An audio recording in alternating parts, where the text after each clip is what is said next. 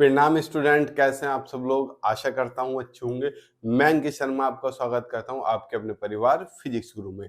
देखिए, ये fourth semester की basic electronics and introduction to fibre optics है, जिसमें हम आज का लेक्चर शुरू करने वाले हैं।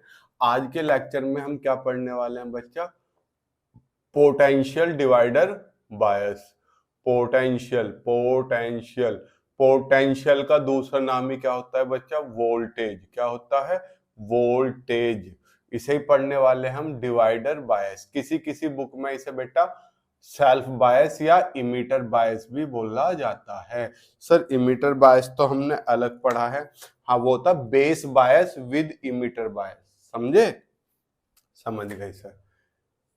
ये है पोटेंशियल डिवाइडर बायस। इसे सेल्फ बायस या इमीटर बायस भी बोल दिया जाता है। ठीक, पहले क्या समझते हैं, इसकी फिगर समझा दूं, थ्योरी जब समझाऊंगा तब आप इजीली समझ पाएंगे। इसमें क्या बनाते हैं? पहले तो बेसिक सर्किट बनाते हैं जो हम हर बार बनाते हैं। कैसा सर? ऐसे ऐसे ऐसे ऐसे ऐसे ऐसे, यही तो बनाते हैं हर बार हम एक बेसिक सर्किट।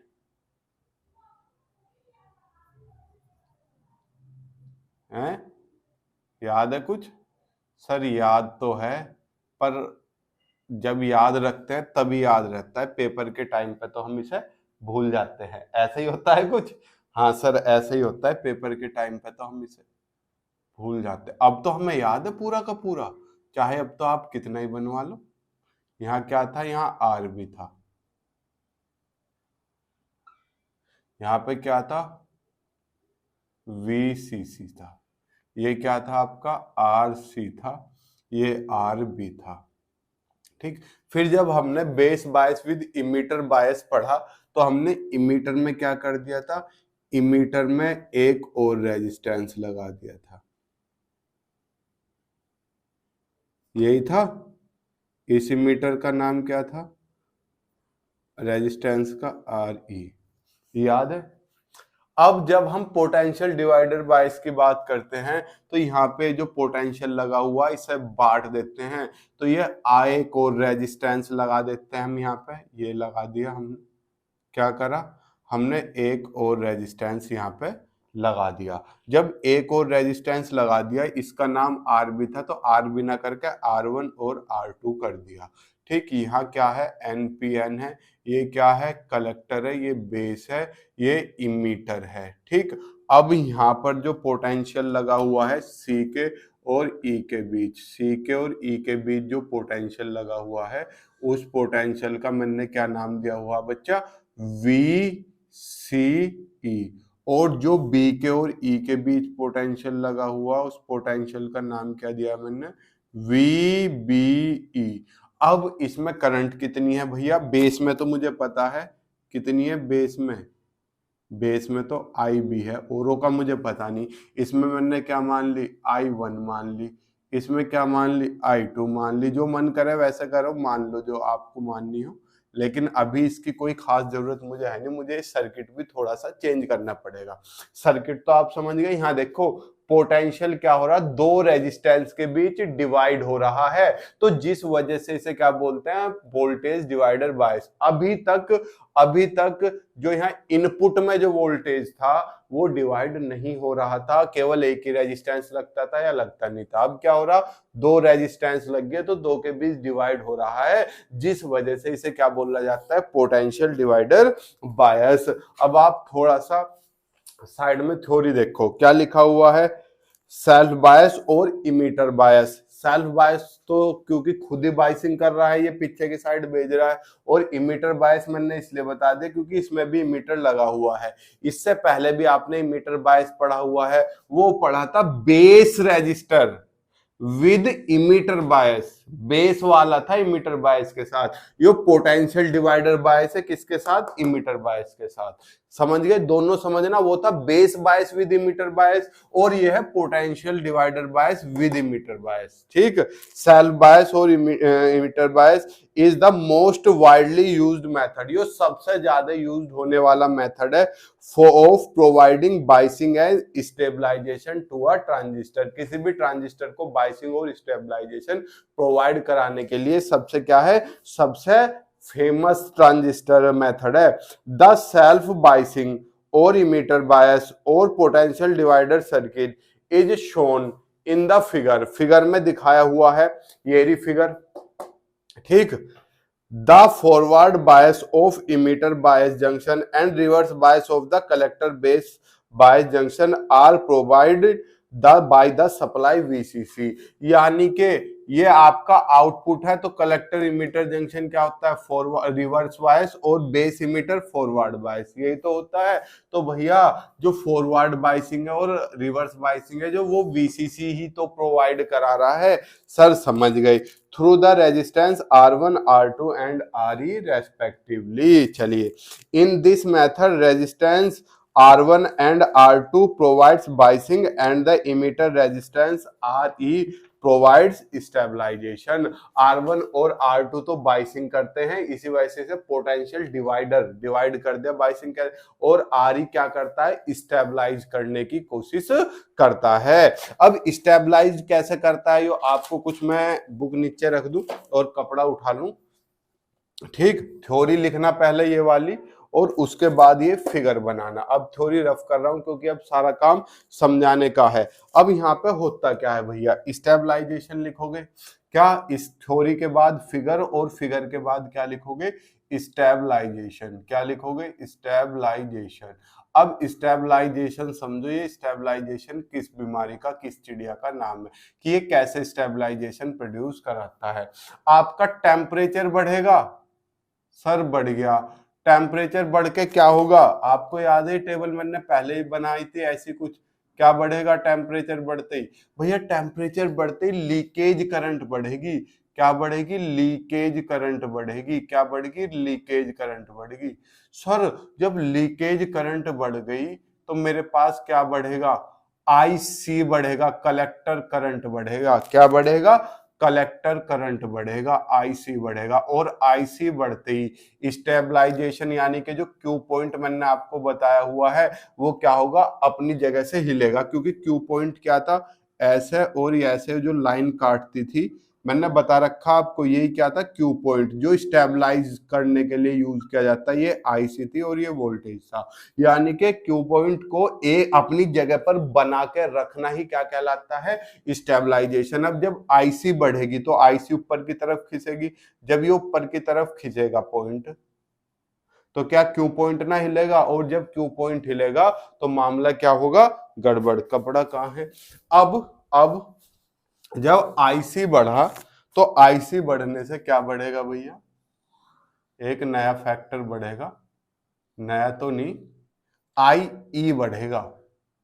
सर IE क्यों बढ़ा, अरे यार आपने ये नहीं पढ़ा क्या, IE equals to IB plus IC।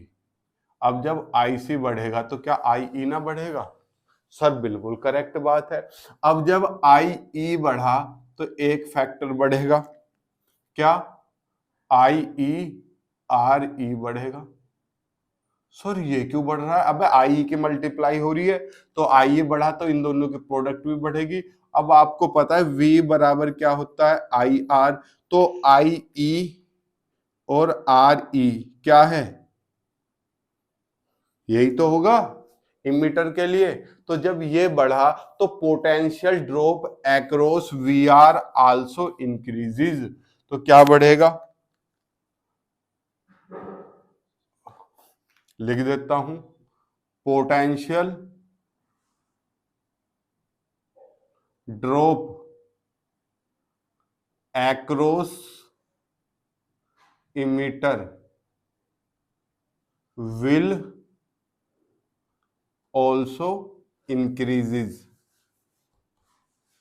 क्या होगा, पोटेंशियल ड्रॉप भी बढ़ेगा। भैया लिखाने को मैं 2 मिनट में सारा लिखा सकता हूँ या बोर्ड पे पहले से लिख के रख सकता हूँ, लेकिन मेन चीज है इसमें समझाने की, जिसमें मुझे लगता है कि बोर्ड पे लिखने से काम चल जाएगा वो मैं लिख देता हूँ। अब पोटेंशियल ड्रॉप बढ़ा यहाँ, और ये क्या कर रहा है बेटा, इधर की साइड रिवर्स बाइसिंग दे रहा है, तो रिवर्स बाइसिंग बढ़ा तो रिवर्स सैचुरेशन करंट पे इफेक्ट होगा, जिस वजह से मेरी बेस करंट क्या होगी, डिक्रीज होगी। भैया बेस करंट क्यों डिक्रीज हो गई? अरे नालायको, ये रिवर्स बाइसिंग दे रहा है, और करंट किस में इंक्रीज होती है, फॉरवर्ड बाइसिंग में। जब पोटेंशियल ड्रॉप बढ़ रहा है तो इसका मतलब रिवर्स बाइसिंग बढ़ रही है, और रिवर्स बाइसिंग बढ़ने का मतलब, रिवर्स बाइसिंग बढ़ने का मतलब बेस करंट इंक्रीज हो रही है। क्या? बेस करंट इंक्रीज हो रही है। और जब बेस करंट इंक्रीज हुई तो बेस करंट के इंक्रीज होने से क्या होगा? अरे सॉरी, बेस करंट डिक्रीज हुई, नालायको। रिवर्स बाइसिंग बढ़ी, उल्टा बुलवा दे, रिवर्स बाइसिंग बढ़ रही है, और रिवर्स बाइसिंग में करंट क्या होती है, कम होती है, तो बेस करंट कम होगी। और इस रिलेशन से जब बेस करंट कम होगी तो कलेक्टर करंट भी क्या होगी, कम। सर कलेक्टर करंट कैसे कम होगी? इस रिलेशन से तो इमीटर करंट होनी चाहिए। नायको, मेरे चांद सितारों गुलगुलो रसगुल्लो, करंट गेन पढ़ा था कल की क्लास में? सर पढ़ा था, क्या था? Beta equals to del I C upon del I B बोल दूं, चाहे आई सी अपॉन आई बी बोल दूं, तो आई सी किसके बराबर है, बीटा आई बी के। तो जब आई बी कम होगा, क्या आई सी कम नहीं होगा?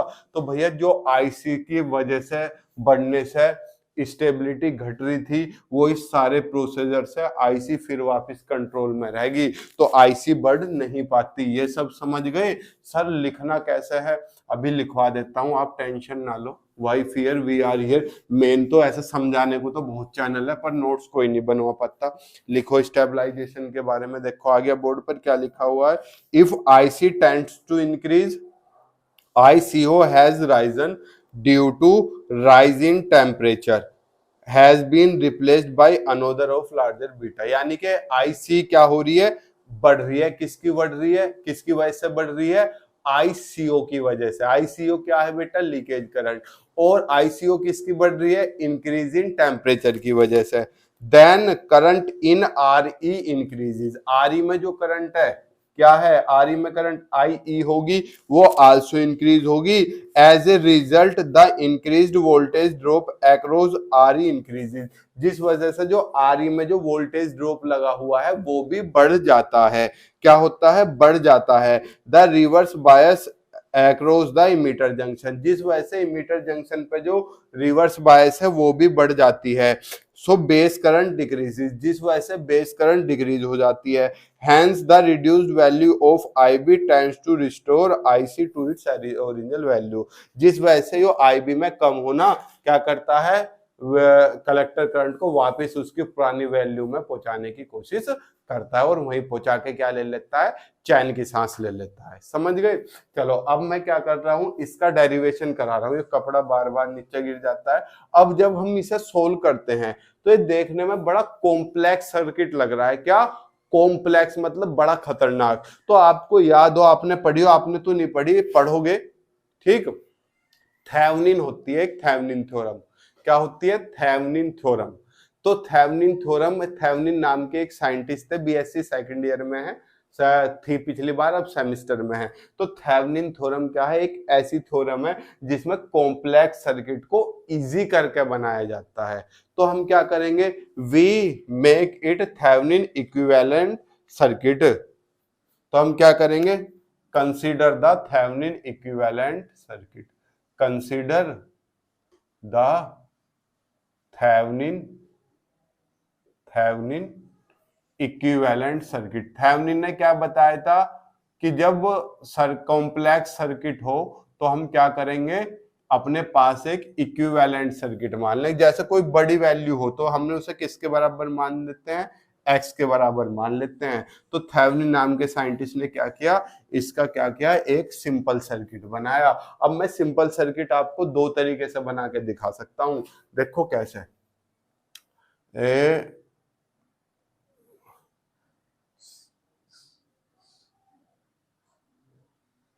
ये किससे जुड़ गया जाके, वीसी से। इससे क्या जुड़ा हुआ, एक रजिस्टर। फिर यहाँ पे क्या है, एन पी एन है, तो ये फॉरवर्ड बायस रखना, ये हो गया, हो गया। अब यहाँ आया, यहाँ क्या है, इमीटर रजिस्टर, यही तो है सर। ये तो R1 हो गया। R2 क्या है, अब देखो यो कोना जो है, यो वाला R1 से भी जुड़ा हुआ और R2 से भी, तो ये कोना क्या है, बेस जो है आपका R1 से तो जुड़ गया और R2 से भी जोड़ दो। बताओ ये सर्किट इक्विवेलेंट सर्किट ना बन गया। इसमें क्या थी दिक्कत, R2। अब ये क्या है आपका RE, ये क्या है RC। अब इसे भी आप क्या करो, R1 R2 पैरेलल में है, दिख रहे हैं, तो जब पैरेलल में हो तो 1/R किसके बराबर होता है, 1/R1 प्लस 1/R2 के। तो 1/R equals to R1 R2 into R1 plus R2। तो R यहाँ से कितना आ गया, R1 R2 upon R1 plus R2। तो इन दोनों की जगह पे एक नया, ये पैरेलल में नहीं दिख रहे दोनों, इन दोनों की जगह पे एक नया रेजिस्टेंस लग जाएगा इतने ओम का। तो अब मैं इसका एक और इक्विवेलेंट सर्किट बनाने की कोशिश करूं, तो मैं इक्विवेलेंट सर्किट इसका क्या बना सकता हूं, इस तरीके से। टू टू टू, ये तो यहाँ तो, ये तो VC से है, RC VCC, ये भी क्या है बेटा, VCC। अब हमने इसकी जगह एक नया पोटेंशियल लगा दिया, क्या, सॉरी ब्लू से क्यों आ रहा है, क्या यहाँ पे एक नया रेजिस्टेंस लगा दिया और एक नया ही पोटेंशियल लगा दिया। लगा दूं सर, लगा दिया, ठीक है।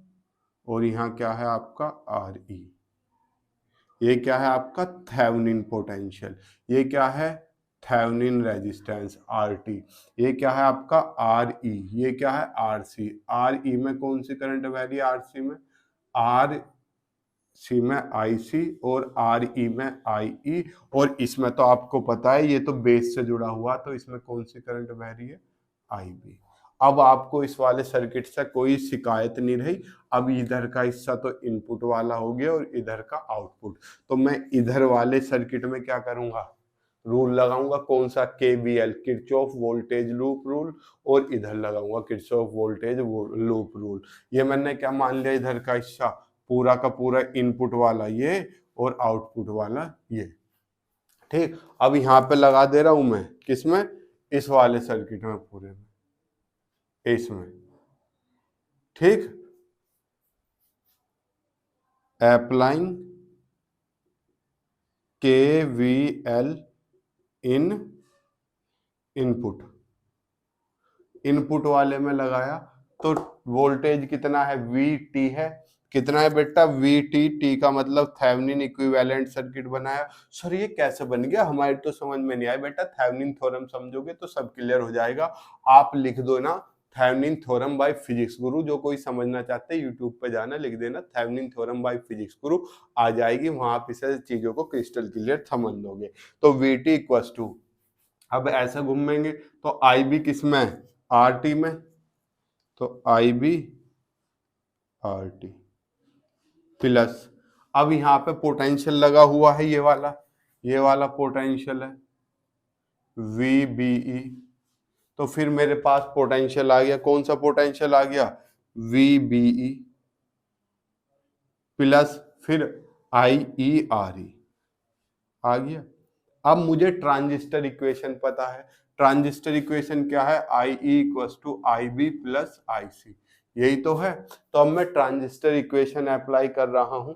ट्रांजिस्टर इक्वेशन क्या कहती है, VT is equals to IB RT plus VBE plus IE की जगह क्या आ जाएगा, IB plus IC into RE। दिख रहा है, अभी तो स्पेस है नीचे काफी, मैं IB एक जगह कर दे रहा हूं, बाकी सब एक जगह। VT equals to IB RT plus IB RE plus VBE plus IC RE, यही तो बचा। अब क्या होगा, IB की वैल्यू निकाल सकता हूं मैं, है अभी तो स्पेस है। VT ये VBE इधर आके माइनस का, या छोड़ो इतनी भी मेहनत करने की जरूरत नहीं है। और मैं छोटा सा तरीका बताऊं, इसका डिफरेंशिएट कर दो, on differentiate with respect to IC. यहां से हम हेडिंग डाल लेंगे पहले, स्टेबिलिटी फैक्टर। क्या निकाल लें हम इसका? स्टेबिलिटी फैक्टर निकाल लें, स्टेबिलिटी फैक्टर। ठीक है, स्टेबिलिटी फैक्टर निकाल लें यहां से। On differentiate with respect to IC. IC के रेस्पेक्ट में डिफरेंशिएट क्यों करा? क्योंकि मेरा स्टेबिलिटी फैक्टर का फॉर्मूला होता है beta plus one, one minus beta del IC upon del IB. यही तो होता है, मैंने कई बार बताया हुआ है आपको। तो मैं क्या कर रहा हूँ, इस फॉर्मूले में ही सारी वैल्यू रखूंगा, और जब फॉर्मूले में वैल्यू रखूंगा तो मेरा रिजल्ट आपके सामने होगा। ठीक, चलो कराओ। VT तो क्या है, एक थेवेनिन रेजिस्टेंस है जो अलग से, थेवेनिन वोल्टेज है जो अलग से लगाया गया, तो इसका डिफरेंशियल कितना हो गया? 0। अब IB का IC के रेस्पेक्ट में करेंगे तो कितना होगा? Del IB upon del IC हो गया। चलिए, इंटू RT प्लस IB का IC के रेस्पेक्ट में फिर से del IB upon del IC into RE plus VBE, फिर से बेस इमीटर के बीच जो फिक्स वैल्यू है कांस्टेंट, तो फिर से क्या हो गया? 0 प्लस 0। अब यहाँ देखो, IC का IC के रेस्पेक्ट में 1, तो केवल क्या बचा? RE बचा। तो यहाँ देखो RE प्लस का है, इधर आके माइनस का, तो minus RE is equal to, इन दोनों में क्या? Del IB upon del IC क्या आ गया? कॉमन। तो बचा क्या? बचा RT प्लस RE। तो यहां से डेल, अरे यार, del IB upon del IC। अब यहाँ देखो डेल IB की वैल्यू निकालनी है, तो del IB upon del IC कितना हो गया? Minus RE upon RT plus RE। लो, दिखा दिखा, ये मेरे पास किसकी आ गई? Del IB upon del IC की वैल्यू। इस हिस्से को रफ कर दे रहा हूं। Now stability factor is given by, now stability factor is given by, now stability factor is given by. अब स्टेबिलिटी फैक्टर कितना होगा भैया? आपको फॉर्मूला पता है, S equals to beta plus one upon one minus beta del IB, minus RE तो minus minus plus RE upon RT plus RE। अब आपको पता है RT क्या बना? एक पैरेलल कॉम्बिनेशन से बना। अब देखो समझना, पैरेलल कॉम्बिनेशन में रेजिस्टेंस कम हो जाता है, पता है? जैसे 1/2 प्लस 1/3, एलसीएम कितना? 6, और 3 प्लस 2, 3 2 5/6, उल्टा कर दोगे 6/5। यही तो आता है 1/r करके। 2 और 3 के सीरीज में करोगे तो 2 प्लस 3 सीधा 5 हो गया। ये कितना बचा? 5 एकम 5, और बहुत 5 2 10, बहुत कम हो जाता है। तो ये जो RT है एक छोटी वैल्यू है। क्या है? एक छोटी वैल्यू है RT। तो हम इसे चाहें तो हम इसे आगे भी सोल्व कर सकते हैं। कैसे sir? S equals to beta plus one upon, one के अपोन में वन करके एलसीएम क्या हो गया? RT प्लस RE एलसीएम हो गया। तो क्या बचेगा? RT plus RE plus beta RE, यही तो बचेगा। ये क्या है? कंप्लीट के अपोन में। इस हिस्से को मैंने सोल्व करके ऐसे लिखा। अब ये RE क्या है? डिवाइड में, ये कहाँ पहुंचेगा बेटा? सबसे ऊपर पहुंचेगा सर, बिल्कुल पहुंचेगा। तो S इक्वल्स टू कितना हो गया? Beta plus one, okay, RT plus RE पहुंच गया, अपॉन नीचे क्या बच रहा है? बीटा वाली टर्म शुरू में लिख लूं, beta RE plus RE plus RT। ठीक, अब आप इसे आगे सोल्व कराओ मेरे साथ। हालांकि यहां तक भी आपका फॉर्मूला, यहां पर मेन फॉर्मूला आपका डराइव हो गया। कहां पर? यहाँ पर। यहाँ पर। ठीक, अब तो मैं क्या कर रहा हूँ, कुछ स्पेशल कंडीशन बता रहा हूँ आपको, क्योंकि थोड़ी से सारी चीजें जान लोगे तो ऑब्जेक्टिव क्वेश्चन करने में भी इजी रहेंगे। हम ऑब्जेक्टिव भी प्रैक्टिस करेंगे। तो एस इक्वल्स टू, या इधर छोड़ो, मैं क्या कर रहा हूँ, इधर का हिस्सा रफ कर दे रहा हूँ, आप स्क्रीनशॉट लेना। पहले थ्योरी लिखना, फिर ये फिगर, फिर ये फिगर, फिर ये फिगर, फिर स्टेबिलिटी फैक्टर हेडिंग डाल के ये सब करना है। ठीक है बच्चा, चलिए इस हिस्से को भी रफ कर दे रहा हूं, इस पार्टीशन को भी रफ कर दे रहा हूं। हालांकि इतने बड़े अब पार्टीशन की जरूरत है नहीं। तो s equals to beta plus one R T plus R E, beta R E, तो s equals to beta plus one हो गया। इस वाले में से मैंने आर ई कॉमन ले लिया, आर ई कॉमन आ गया, तो कितना हो गया, are T upon R E plus one. जिसमें से कॉमन नहीं आता उसके अपॉन में पहुंच जाता है। हाँ जी सर, पता है हमें, लीजिए। अब देखो बीटा कॉमन, बीटा बीटा नहीं, नीचे से भी आर ई कॉमन लो, सर ले लिया। जब आर ई कॉमन ले लिया, हाँ तो बीटा बचा, सर बचा, प्लस यहाँ क्या बचा, वन बचा, प्लस यहाँ क्या बचा, इसमें से तो कॉमन आ ही नहीं रहा, आर टी अपॉन आर ई, यही तो बचा। अब देखो आर ई से आर ई कैंसिल आउट हो गया। ठीक, तो मेरे पास ये वैल्यू बची, since R T upon R E is very small value, ये क्या है, एक छोटी वैल्यू है। ठीक, so we can neglect them, तो हम उन्हें क्या कर सकते हैं बेटा, नेग्लेक्ट कर सकते हैं। तो स्टेबिलिटी फैक्टर ये नेग्लेक्ट कर दिया, तो वन बचा, वन की इसमें मल्टीप्लाई करोगे तो बीटा प्लस वन ही बचेगा। चलो अपॉन, यहाँ देखो ये तो खत्म, जीरो हो गया, तो नीचे भी क्या बचा, बीटा प्लस वन बचा, ये कट गया, तो स्टेबिलिटी फैक्टर की क्या आ गई वैल्यू, वन। अब यहाँ पे देखो, हमने जब are T upon R E zero रखा, यानी कि टेंस टू जीरो रखा, तो स्टेबिलिटी फैक्टर कितना मिला मुझे, वन वन वन।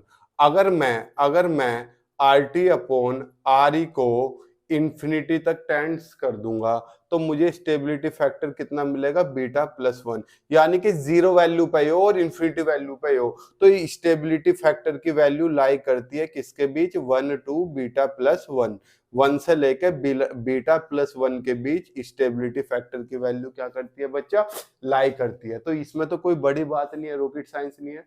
आप इसका स्क्रीनशॉट ले लो, ये आ गई लैंग्वेज। ठीक, मिलते हैं आपसे नेक्स्ट क्लास में, तब तक के लिए गुड लक, जय हिंद, जय भारत, प्रणाम, शुभ संध्या।